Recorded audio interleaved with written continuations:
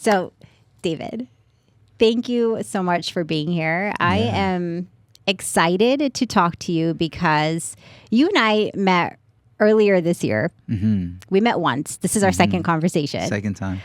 Our first conversation was just left such a lasting impression on me because you were so vulnerable. And so you came in, you walked in, and you were real. And I felt it. And I loved how you and I connected on, I felt like on a spiritual level, and you immediately told me about your spiritual journey. We talked a lot about how you came to your purpose. Right. And so I kind of want to continue that conversation. I want to extend that conversation today, especially around creativity. Okay. I know you're creative yourself. And I want to understand how you've sort of kind of detached from the matrix. You and I talked a lot about the matrix, how you detached from the system of life. Right. And captured creativity. And in your goal, you want to create this new world. You want to create a more just world. I do. And through creativity, you really tapped into creativity to really create that. And I feel like I want to learn more about that because we all get really stuck in this system. Right. So before we do that, though, I want to introduce you a bit and give a little bit of your background. You gave me a bio. I loved reading it. There's a lot of fun things in it. So I just took out a few things out of your bio. But David Brooks, born in LA, was a college football athlete, an aerospace design engineer. You accidentally started a religion. Accidentally, yeah. wasn't the intention. I didn't like the energy and a lot of people like conglomerating onto me, you know. Like it was just too much. Yeah. Interesting. You're a lead architectural design engineer for the World Trade Center Transportation Hub. Mm-hmm. International DJ. You were or are maybe a Burning Man camp lead. Still am. Getting prepared for it right now. We're literally about to leave. Wow. COO of a modular home manufacturing facility. Mm-hmm. You hitchhike through Alaska. Yes. You've helped raise over $70 million and scale multiple companies throughout your lifetime. Mm-hmm. Amazing. You're driven by your desire to build communities. That was one thing I remember our first conversation where we immediately connected because you were all about the community. You want to create unconventional experiences, beautifully put, and to understand the mind and universe. And you also consider yourself simply as a facilitator of innovation. Yes, at the very root of it. So with that said, my first question to you is, have you always been innovative? Have you always sort of tapped into your imaginative self? I would say yes. Growing up, I had the opportunity to have a grandfather who was very just hands-on. He had his own tool shop in the garage. He built his own motorcycle, built his own boat, built his own RV. And considering the fact that we lived in the ghetto of Los Angeles and he was black, and this is in the 80s, he had solar panels and all these sorts of things. You know, there was always a Popular Mechanics or a Popular Engineering magazine around, and I'd be in that thing every single week as soon as it would get at the door and as soon as it was delivered. And I just always envisioned what was capable of like just humanity, right? Like I've just always thought about beautiful things coming together, people coming together and making next level things and innovating. I don't know, it's kind of crazy. As a kid, I've just always been that way. I've always thought of little ways to improve life for my grandpa too, you know, because he had like cancer or whatever. So it's like I was trying to figure out ways to make things easy for him. It's like, hey, how about we use a bell anytime you need me to come and get you something or whatever, you know, just little stuff. Always. I'm always looking at ways to make things easier for myself and the people around me and the world. Through creativity. And I asked that question because I have a 4-year-old and I see him. I see him, how he plays, how he thinks about the world, how he processes inputs of the world, and I see it in his eyes. And I always thought to myself, when did I lose that? Because a lot of kids have. I mean, you just observe a kid for a day and you see them and the way they interact with the world. It's so different than how we as adults interact with the world. And so I always ask myself, when did I forget? Because I think it's still there, but when did I actually forget that I could be creative? Have you ever had moments in your life where your creativity was just sort of stunted? I've never felt stunted when it comes to creativity. I genuinely feel it's because I have a deep sense of curiosity, right? So I'm constantly looking at, gears inside of engines, inside of mechanics, learning new code, like all of it, right? I'm constantly looking at new things that come out, constantly observing new art styles, new installations, and, my interests are very wide. And I'm just super deeply fascinated by what humanity is able to create, what animals are able to create, what nature's able to create. It's just, it's fascinating to think that one doesn't have creativity like spewing out of them all the time, because we are, in essence, an extension of the universe. And the universe is constantly creating new things, right? So I think the core of it is simply just pausing for a second and touching into that like deeper flow state, right? And just being very present and looking, just literally observing the world around you and being like, wow, what's this bird saying in the background? Whatever it is, Well, how would one do that? Because if you're thinking about, I love that it's never stopped for you, that you've always been this curious, but for the vast majority of us, we are, like I mentioned earlier, we're stuck in the system. We're playing these roles. We're performing. We're either at work. We're parents. We're, whatever. We're showing up for our families in ways, our friends, our society. How would one stop for a minute? What would you tell them to do as someone who's constantly thinking about the world differently?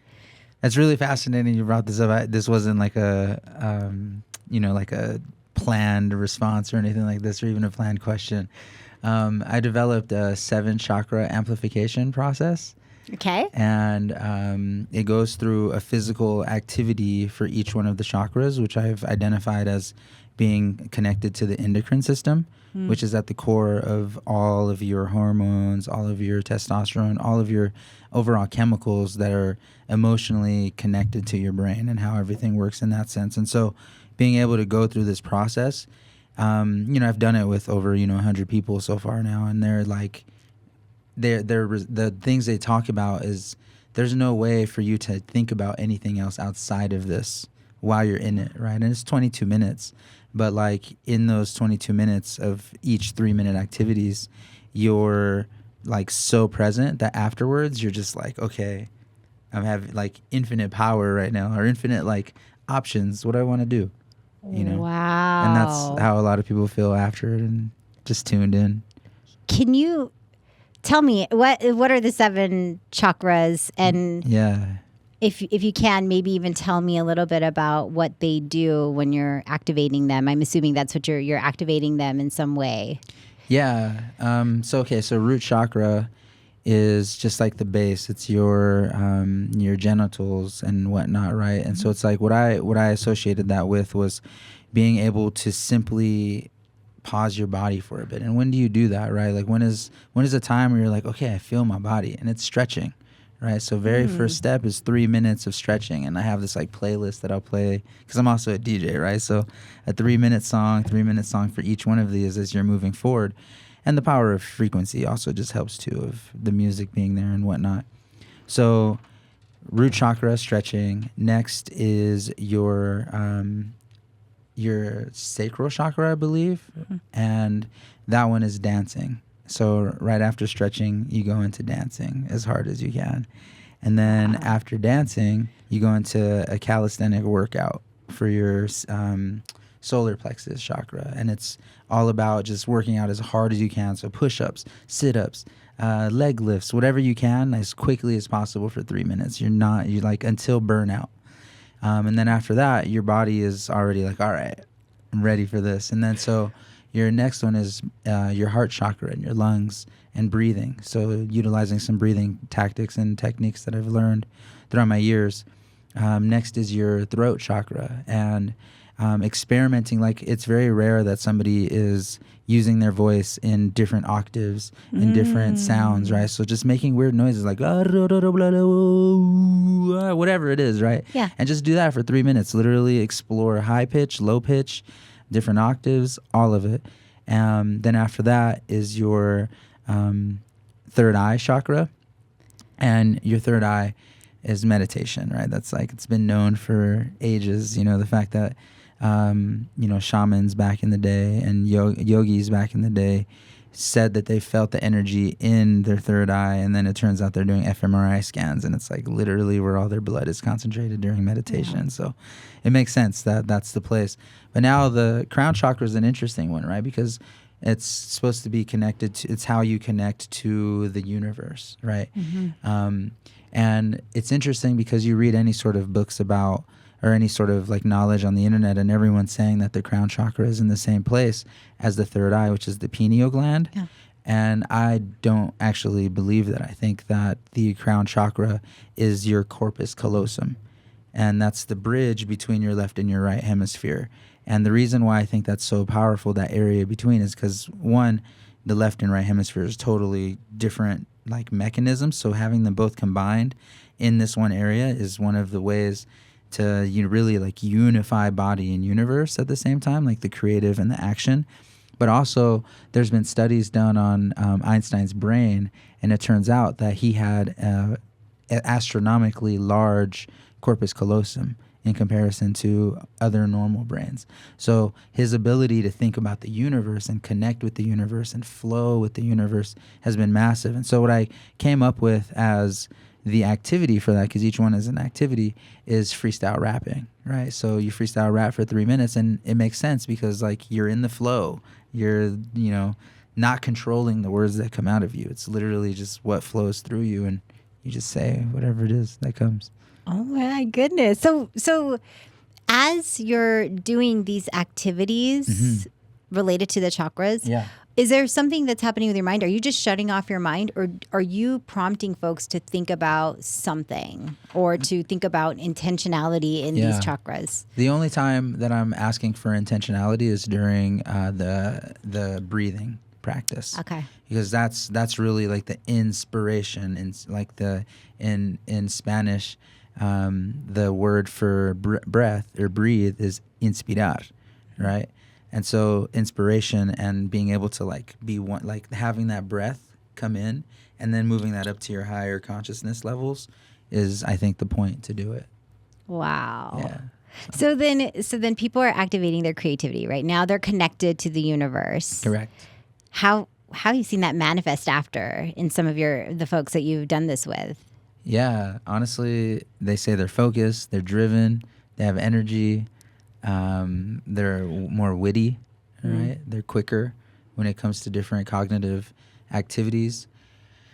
For myself, anytime I do it, I just feel like there's not that much of a difference for me anymore, because, you know, it's easy for me to tap into freestyle. It's easy for me to shut down everything, all the things, the weight of all of the projects that I'm working on, you know, the 8 businesses, the Burning Man camp, the 27 text messages I'm going to have from people being like, what do I do next? Or what's this? How do I do this?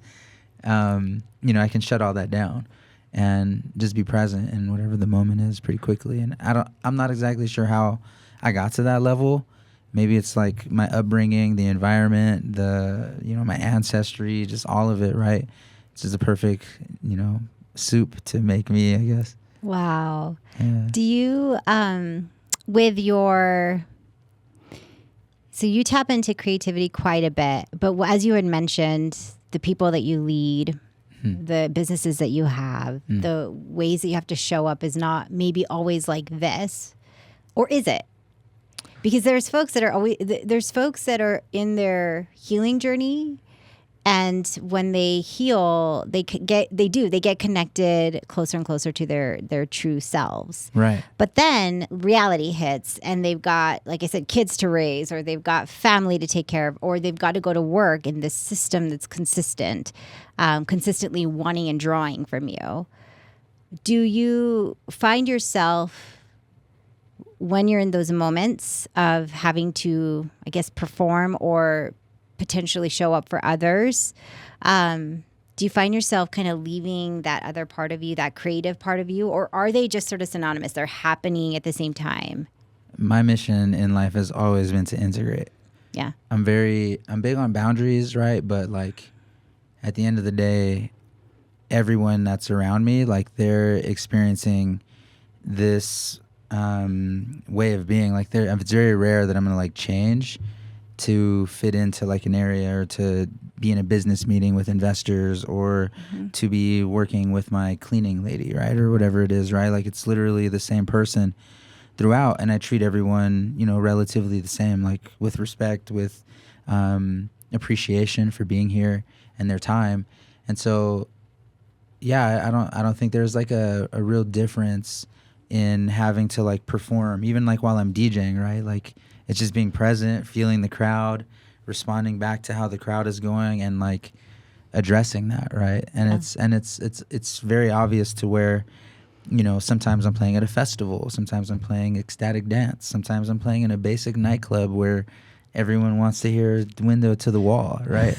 And it's being able to be in this feedback loop with the person. And I think more than anything, that would be the area that I like to reside, right? Is this facilitation individual, right? I'm constantly like this vessel almost for like what and where someone can expand into, and how they can dance, and how they can do and explore movements in their body, their actions and their task list, for example, that they have, right? And so, being like able to pause everything else and just be there for that person is, one of the things that I really pride myself in.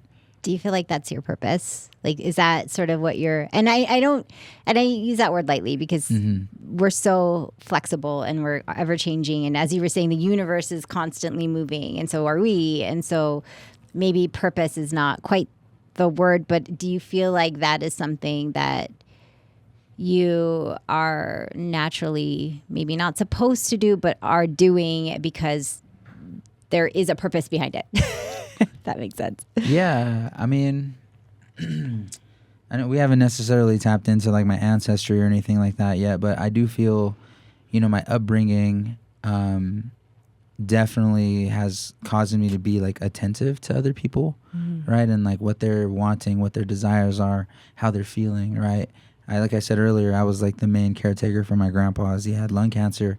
Being in the middle of a Black and Mexican racial tension between two families, kind of like Romeo and Juliet. And imagine if they had a kid, I'd be that kid, right? So like, how do I deal with a Black side member talking crap on an uncle, or a friend talking crap on another friend, or business partners not liking other business partners, or potential deals that don't end up transpiring because they don't like one of my business partners? It's all, I think, my upbringing has literally brought me to this stage of being able to find a path forward and help individuals see like where and what they're feeling, so that they can be able to, transcend whatever sort of barriers they're putting up potentially a lot of the times.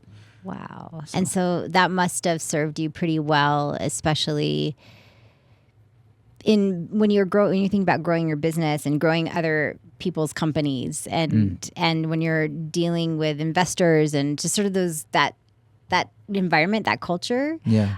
There's a lot of competition. There's a lot of conflict. There's a lot of emotions because money's involved. How then do you navigate that in the ways that you just said, where you allow people space to transcend? What does that look like? In the investment and business world, space to transcend. Honestly, I'm big on letting people take breaks, right? Especially as being a mentor to a lot of CEOs and whatnot, right? I ran an incubator where the whole purpose of the incubator was for them to all go out and run an experiment and come back and share the results with other people. Yeah. And every week we'd be going and running experiments and coming back and failing often, right? I think the biggest thing that I try and share with people is that, like, it's not that serious. At the end of the day, we're all going to be dust. We're all, all the work that we're putting into everything, maybe we can leave a lasting impression if we can on the universe and the planet, and, change the system forever, right? Mm-hmm. Which would be crazy, but possible, I guess. But at the end of the day, letting people understand and helping people understand that failure is important, right? And that, in a failure, in messing up, as long as you can fall up and think in that format, you're just going to constantly keep growing, constantly keep evolving. Like I've taught a lot of people to DJ. I've taught a lot of businesses to, expand. And I'm throwing them in the ringer ASAP. Like they're always like, no, it's not perfect. Who cares? Do it. They're like, I'm not ready to DJ. I'm not this whole marketing campaign isn't ready. And I'm like, well, there's two options. We wait and you get it perfect and then you run it, or we run it now and we start to see and we make tweaks as we continue to grow. And I've seen both examples, right? And people sometimes they'll disagree with me, be like, no, we're going to wait. I'm like, okay, cool, let's wait. We launched the campaign, absolute failure. And it's like, well, look, we could have failed way earlier and saved a lot of money and been able to make iterations and constantly improve it, instead of like put all your eggs in one basket. Like literally throw all the eggs out the basket as quickly as possible and see which ones cook the fastest and taste the best eventually. Yeah. That's amazing. And it's interesting because it reminds me of our first conversation when you were talking about creating a different world. And it seems to me that even the leaders in the world that we're in right now can actually operate very differently to create a new world in some sense. And you're starting to do that. But what does a new world look like to you? What if you were to, just make it happen? Yeah. What would it look like? Well, government is a huge part of what runs the world, right? It determines what we eat. It determines where we can go. It determines almost everything, right? And I feel like a lot of that is, it's almost too much reach. At the end of the day, what I think I'd like to see and what my heart wants to see is better resource management. Nobody on this planet owns the oil. Nobody on this planet owns the water. Nobody on this planet owns the air. Like, it's all of ours, right? So, like, in some sort of way, how can we as an overall planet benefit from oil coming out of the ground in a form where there's still an opportunity for the person who's taking the oil out of the ground, refining it, turning it into gas, turning it into plastic, where that person is also benefited while the whole humanity is also benefited at the same time, right? Because that's where I think there's this biggest gap, is that these resources are being extracted or utilized, human resources a lot of the times, and it's going to small percentage of individuals, right? So I would say that that's probably the biggest thing, is being able to be better with resource management. And really what we'd have to do in order to do that is document and track and do an audit on the planet's assets. Like, what do we actually have here? How much gold is on the planet? How much oil is on the planet? How much water, drinkable water, is on the planet? How many fish are in the ocean or something like this, right? Like really doing a full audit and understanding what resources we have, so that we can actually understand how to navigate and manage those resources and be a shepherd to those resources a lot of the times. Yeah. So then how can you do that in the system that we're in right now, where there's a scarcity mindset? So even if there was an audit, mm-hmm. and we find out that there's actually quite a bit of resources, it's constant. I mean, if we stop some of our habits, there could be more. Right. But there is a bit of a scarcity mindset and some power dynamics. How can you create that world that you just talked about in a world that's already been created? Does it actually just need to stop and then we restart, or can we infiltrate the matrix? Right.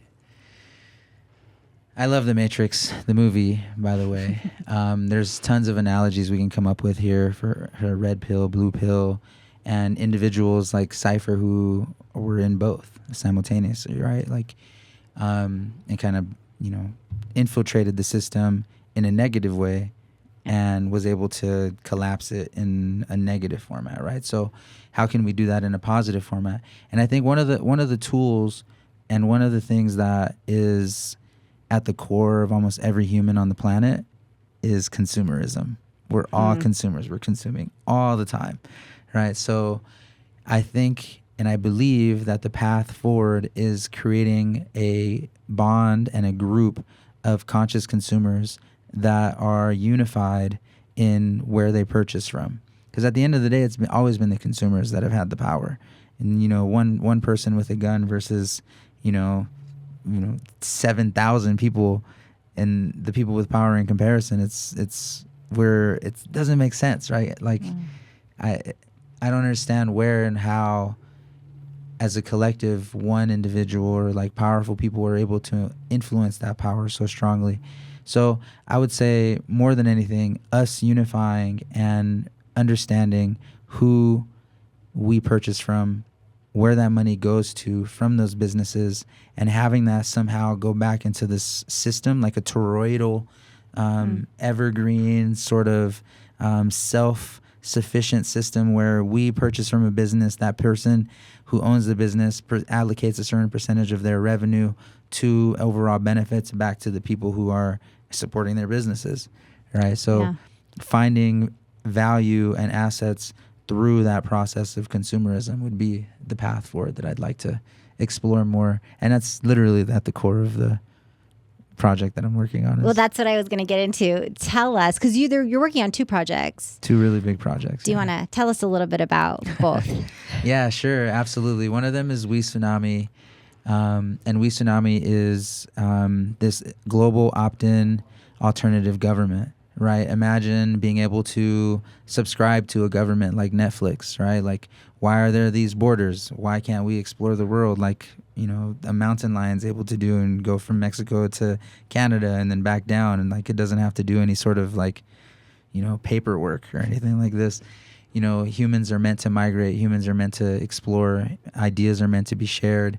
Resources are meant to be shared, and all those sorts of things, right? So We Tsunami is a opportunity for us to be able to unify, and there's three core elements of it, right? There's the business syndicates, who are all about it's the business owners that I'm helping them evolve their business, expand revenue, and find their demographic, all those sorts of things that I've done with the incubators and the fundraising that I've done in the past.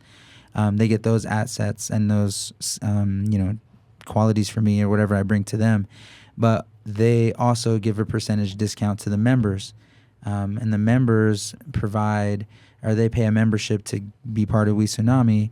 They get the discounts from the businesses. They support the businesses. And then the third element is being able to take the revenue from the memberships and apply that into investments into the similar businesses.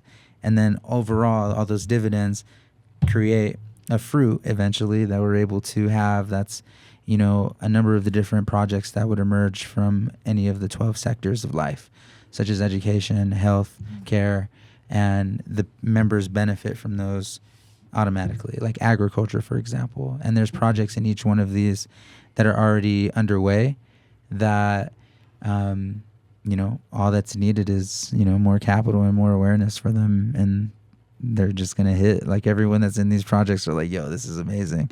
Everything's like just amazing. It's just more people now. I've done all the prototyping. I've done all the experiments. Now it's really just getting people on board and onboarding them and getting them implemented into the system.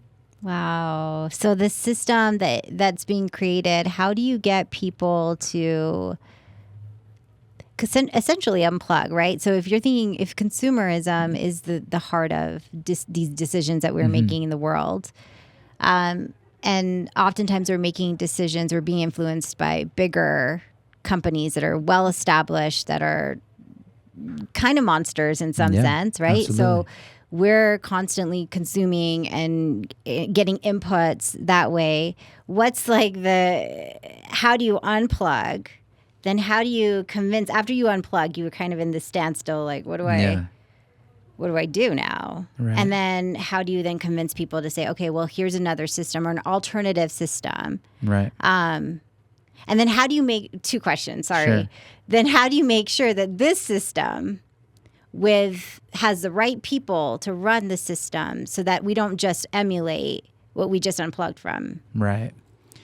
Okay, so number one, how do we get people to join this system? And I think there's core needs that humanity has like just embedded inside of our consciousness. You know, I'm really big into researching cults, researching, you know, massive leaders in the past that have been able to change the minds and the will and leverage the will of millions of people, right? And so a lot of the times, unfortunately, it comes down to creating an enemy, right? A shared enemy that we're all able to like focus on, right? And I don't know if that's necessarily the path that I want to go. Right. And I'm very conscious about this. I don't want there to be like an enemy. Like the enemy is going to be like maybe our own personal, you know, limitations. Right. Like that's the enemy that I want to focus on. Right. Like where and what boundaries are we putting on ourselves and how can we transcend those? Because at the end of the day, the accidental religion that I started was because it was like freeing people to the max. And they were like, well, what do I have to give, you know, David energy because he's freed me, right? But no, like it's not what I wanted. Say people were starting to write songs and poems to me and on YouTube and sending them to me, and I was like, yo, this is too much, unnecessary, right? And that's and I think really individuals, and it's not going to be everybody, right? It's going to be maybe 1% of the planet that end up joining this new, you know, system. But hey, 1% of the planet right now is already running the entire rest of the planet. So how do we find an alternative 1% that's able to make as much impact potentially as them? Because you know you can look at the financial side of it as well. If you have, you know, 1% of 7 billion people on the planet, and each one of them paying $30 a month, that's a lot of money to be able to help all of that 1%. Improve their lives, you know. So on top of that, not only is it improving their lives, we're gonna be developing projects that benefit the general public. I was gonna ask, right. And so, you know, getting people to sign up for this new objective and new mission, right? At first it's gonna be people that have seen my track record, people that know where I come from, people that, you know, have seen what I've done over the years, and you know, seen that I've been you know, I've tried to be as impeccable with my word as possible, and you know, at the end of the day, I'm pretty transparent about a lot of things. I'm pretty stand up and pretty authentic, and so I would hope that those are qualities that humanity are like, okay, those are something that I want to like get behind, or not even get behind, is like walk with, you know. Right. And so, you know, our marketing campaigns are geared towards that format because, you know, I'm not going to convince someone who's like a diehard Trump supporter tomorrow to, you know, join We Tsunami. It's going to be people who have been already raising chickens. You know, that's probably like step one. It's someone who raises chickens is like, wait a minute, why am I paying for chickens? Why am I paying for eggs? And then they think, what is my chicken eating? I should get my chicken better food. And they start to think that they have really that much more of an impact on everything around them. It's going to be these individuals, and they're going to be the ones that are likely going to join We Tsunami first, right? And sharing that with their friends, be like, yo, do you like freedom? Do you like being able to, you know, make impact in your community? This is the place to do it. And your second question was, you know, how do we prevent people from infiltrating the system who would likely create the same system that we have now, right?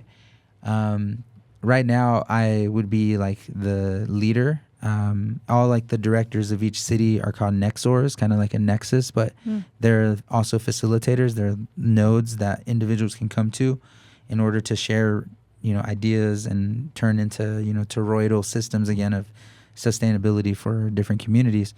And I can at any moment be like voted out of being the like supreme nexer, I guess, right? As if there's more than 60% of people that don't like how I'm running things, right? It's that quick for me to be kicked off. And it's very democratic in that format. But also one of the core tenets that's in our 12-point manifesto is that transparency is absolutely essential in this process. Like any meeting that I'm going to go to for We Tsunami, any meeting that I'm going to have with some sort of leader or a business or whatever, the mission would be to document it and record it so that not only you're getting reports on a regular basis, but if you really want to dive into it and see exactly how I'm talking, who I'm talking to, it's going to be very easy for people to see that, so you're going to know where the financials are going on a monthly basis. You're going to know how much financials we have on a monthly basis, how many new members. I'm a huge fan of data, and I don't think that there's a reason why there should be a gate or any sort of like wall around people being able to access data for collective resources, and especially for a membership program that they would be part of that's impacting their health, impacting their food, impacting everything, Yeah. So a dashboard that anybody can tap into to see exactly where everything's at. So that level of transparency acts as a sort of checks and balances, quite literally and figuratively, as an accountability. And also kind of, I feel like it might help with maybe the egos that come out of power structures and leadership. And so I like how you even said yourself, I could be voted out. Yeah. And you're okay with that. I am okay with that. I'm totally there's with a reason for it, right? For that to happen. And but I like this idea of the moment an ego pops in and there's checks and balances to say, okay, wait, your ego is showing to a point where it could be detrimental to this community that we're creating, and people have the option to choose as someone who is a better fit in that position. Absolutely. So that to me sounds pretty fair. Yeah. Pretty just. Yeah. So just to kind of wrap up, but I'm really intrigued by just even in the beginning of this conversation, you really tapped into what it means to be creative and what it means to have that level of creativity so that you could function differently in the world to create this new world. And you are quite literally creating a new world. Is that here in Utah local, or you said different cities? So I'm assuming across the nation. So the expansion model that I'm mimicking is that of the Black Panthers and how quickly they were able to, have chapters all around the United States within like months. And so leveraging that same, value-driven, like we're going to go into a community and give out the gates, right? So it's like, here's food. That's where we're going to start with is here's food for kids right away. Here's an after-school program for kids right away. And that's going to be like the number one thing to start with in a lot of the cities. Food and youth activities. So you're really creating accessibility everywhere. So then my last question to you because I'm really fascinated in the fact that you are constantly sort of flowing with creativity and you're always looking at things very differently in order for you to create. My question to you then is what does wellness look like to you? So for those who are wanting to tap into their creativity, how do you even activate that yourself through wellness? Through wellness. So like meaning living like a healthy lifestyle, you're saying? Yeah. I think people need to take a pause and do an audit on just again, we don't understand even like if we're feeling sick a lot of the times. Like it could be screen fatigue, or it could be like actual sickness, or it could be something really wrong that we have no idea.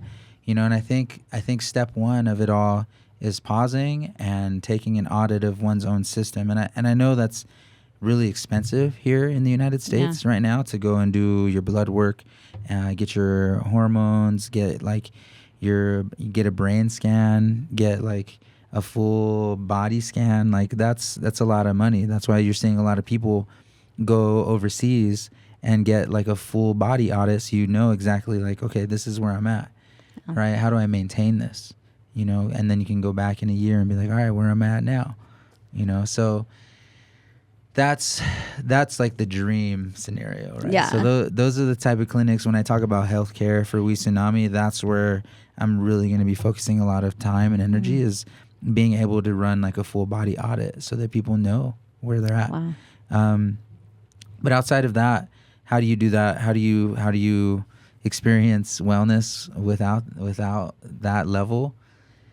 Diets are tough. Like everyone's talking about like special diets and all these sorts of things, like I think at the end of the day, you have to know what your body needs. Again, it's an audit, right? Like getting your blood work done to understand like how much iron you're going to need in your food. Some people can go without eating a lot of protein. Other people can't. Yeah. It's going to be different for everybody. But I think the journey starts with understanding exactly what you need for your own health, right? Yeah. So to say like one overarching thing is going to be powerful, there's a few tricks in my sleeve that I have. One of them is Shilajit. Another one is saffron tea. And then to deal with any sort of like inflammation, these are actually all products that are in my umbrella, in my portfolio. So it's kind of funny that like I'm all over the place, and it's crazy. You're doing so much though, and really it's is. all related to this idea of actually pause. I really appreciate you saying that, because if there isn't a pause, then there isn't this new world or an idea of a new world. And if there isn't this pause, then there isn't access to the universe to create and ignite a creativity within us. So wellness to you is this pause. And to me, that's just such a great message, because we oftentimes are not doing that. We don't even, I haven't even paused to breathe in just this conversation until you mentioned breath. And I'm like, oh, wait, let me take a breath. Right. And so just to remind ourselves to pause, and in that moment, we could potentially think of something different. We could maneuver differently. So I really appreciate that message. And I really appreciate you coming and talking about all your ventures and the ways that you are moving and changing our society. More people like you to do that, as you were talking about the mass and impact. I would just be so amazed by the things that you and others are going to be creating. So thank you so much for sharing. Thank you for doing all the work you do. So then how do people have access to the chakra healing and all the things that you had just mentioned? If people want to pause for a minute and they need some assistance, right? Is there a place? And we can always put that in a link, but you can go to WeTsunami.com. It's going to have all these things. In essence, it's like, if We Tsunami takes off and is able to, impact 1% of the planet, amazing. Yeah. If not, it's a guidebook at the minimum of how we can potentially live better lives. At least for myself, and at least for the people that I love around me, like my grandchildren, my nieces, my nephews. If they're ever like, man, how do I be like my uncle? Here you go. Here's a playbook. Here's a playbook. I love that so much. Thank you so much. Thank you, David. This is the best conversation. I appreciate you. Of course. You got a great endeavor here, and I'm stoked to be part of it. Thank One of you. the first episodes, I think. Right? This is the first. The first episode. Yes. Oh, yes. Let's go. It's good. I know. Let's go. We make magic happen. Yeah. Beautiful.